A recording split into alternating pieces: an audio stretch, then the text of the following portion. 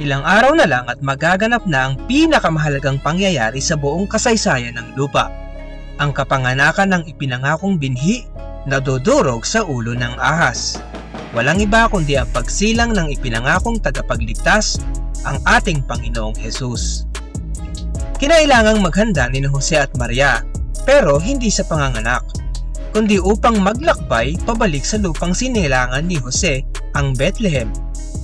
Bakit kung kailan manganganak na si Maria ay kinailangan pa nilang maglakbay?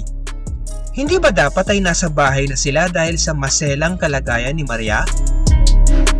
Magandang araw mga katoto at malagot kayong inaanyayahan sa isa na namang episode ng ating Bible Vlog series, Si Jesus na ating tagapagligtas, ang anak ng kataas-taasan. Episode 5, Sina Jose at Maria, napakagandang halimbawa sa mga mag-asawa. Hango sa aklat ng Lucas 2:1-20. Mga pangunahing tauhan, Jose at Maria. Nangangalay na si Maria sa pagkakaupo dahil ilang oras na siyang nakasakay sa asno. Naglalakad naman si Jose sa unahan habang inaakay ang asno. Kapwa sila nagtitiis ng init kung araw at sobrang lamig naman sa gabi. Malayo pa ang lalakbay nila magmula Nazareth patungong Bethlehem. Muling nararamdaman ni Maria ang pagsipa ng sanggol sa kanyang sinapupunan. At gaano kalayo ang Nazareth at Bethlehem? Nasa mga 115 kilometro lang naman. Parang Maynila hanggang Zambales o Batangas ang layo nito, at maiisip mo ba kung gaano kahirap at kabagal ang biyahe na aabuti ng ilang araw na paglalakad gamit lamang ang isang asno? Kung nasakop ng mga Kastila ang Pilipinas, sakop naman ng mga Romano ang Israel at Huda noong mga panahong ito. Kaunting trivia mga katoto. Noong panahon ni Moises ay iisa lang ang Israel na binubuo ng 12 tribo, ngunit noong naging masuwayin ang haring si Solomon sa Diyos na si Jehovah, hinati ang Israel sa dalawa. Ang kaharian ng Israel na may 10 tribo at ang kaharian ng Huda na may 2 tribo, at tinawag ng mga Hudyo ang mga residente nito. Pero kapwa ang dalawang kahariang ito ay sakop ng mga Romano. Ang emperador noong panahong ito ay nagngangalang Cesar Augusto, at siya ang dahilan ng mahirap na paglalakbay na ito ni Jose at Maria. Ganito ang mababasa natin sa Lucas 2:1-5. Nang panahong iyon, iniutos ni Cesar Augusto na magparehistro ang lahat ng tao sa imperyo, at ang lahat ay nagparehistro sa kani-kanilang lungsod. Kaya mula sa lungsod ng Nazareth sa Galilea, pumunta si Jose sa Judea, sa lungsod ni David na tinatawag na Bethlehem, dahil miyembro siya ng sambahayanan at angkan ni David. Nagparehistro siya kasama ng asawa niyang si Maria na malapit ng manganak. Nang narinig ni Jose ang utos ng emperador, ano ang ginawa ni Jose? Karakaraka ay humanda siya para maglakbay papuntang Bethlehem. Susuportahan kaya ni Maria ang desisyong ito ng kanyang asawang si Jose? Malinaw na sumama si Maria sa paglalakbay at nagpakita ng lubos na pagpapasakop sa kanyang asawa sa kabila ng kanyang napakahirap na kalagayan. Napakagandang halimbawa ang matututuhan ng bawat mag-asawa sa ngayon kina Jose at Maria. Paano kaya kung kagaya si Maria ng karamihan sa mga kababaihan ngayon na puro reklamo at bungangera sa kanilang mga asawa? Huwag na tayong pumunta. Meron pa naman yan sa 1 taon.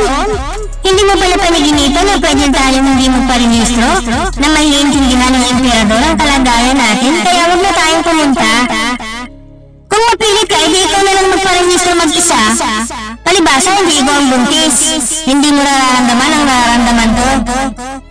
Nakalulungkot, ganyan ang karamihan ng kababaihan sa ngayon. Walang galang sa kanilang asawang lalaki. Paano naman kaya kung maikli ang pasensya at mayabang naman si Jose? E di puro away sila habang naglalakbay. Kapag hindi ka tumigil ng kakabunganga, iiwanan kita dito.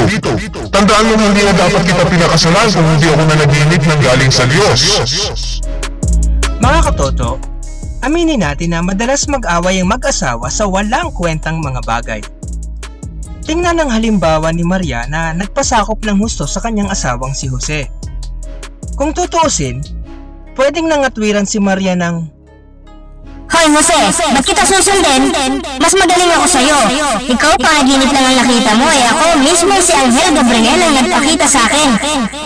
Pero tunay na pagpapasakop ang ipinakita ni Maria. Mga katoto, magkaiba ang pagsunod sa pagpapasakop. Tayo'y masunurin kapag tayo ay sumusunod. Ngunit nagpapasakop tayo kapag tayo'y sumusunod kahit hindi natin gusto o kahit hindi kumbinyente sa atin na sundin ang utos, at kung minsan ay hindi natin lubos na naiintindihan, pero sumusunod pa rin tayo. Isang bagay na itinuturing na kahinaan sa ngayon. Ganito ang sabi sa Efeso 5:22. Magpasakop ang asawang babae sa kanyang asawang lalaki, kung papaanong nagpapasakop siya sa Panginoon. Sa maniwala kayo o sa hindi laging mahalaga kung sino ang tama. Madalas magtalo ang mag-asawa dahil laging gustong patunayan ng isa na siya ang tama. Ngunit kahit mapatunayan ng isa na siya ang tama ng 100 beses, kung mawawala naman ang kapayapaan sa tahanan, wala ring saysayan mga katoto. Siyempre, ang isang asawang lalaki ay hindi na naiising umuwi sa isang tahanan na mas magulo pa kaysa sa kanyang pinagtatrabahuhan. Napakagandang halimbawa rin ang kasipagan ni Jose. Nang marinig niya ang utos ng emperador, kara-karaka ay humanda siya para maglakbay papuntang Bethlehem. Sa katunayan, sa ginawang ito ni Jose, matutupad ang isang hula sa Biblia na binanggit mga 700 taon na ang lumipas.